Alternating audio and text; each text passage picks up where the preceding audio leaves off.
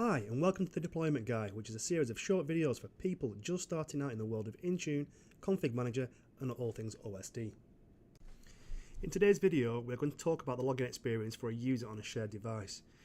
Now by default a device is going to show the user that last logged in, which isn't always ideal, especially in environments such as schools, colleges and even factory floors where devices are often shared between many users.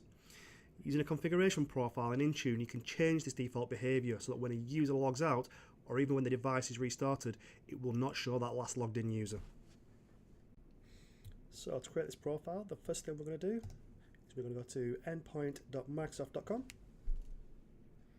select devices, select Windows, configuration profiles, create profile. On the platform you're going to select Windows 10 and later. Profile type is going to be settings catalog. Select create.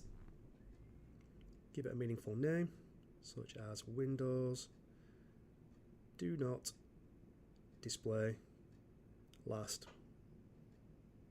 logon. Select next. Now we're going to add the settings. So from the search bar type in local policies and then select search. Select local policy security options, scroll down until you see interactive logon do not display last signed in. Tick this, then very importantly you need to enable it. Select next, next again. Now we're going to assign this to the group we've used in the previous videos, which is the Windows staff laptops. So we'll select this, select, next, then create. Now if we go back to the endpoint portal, select devices, Windows, select the test device that we're using, go to device configuration. You can now see that the profile we just created is now applied to this device.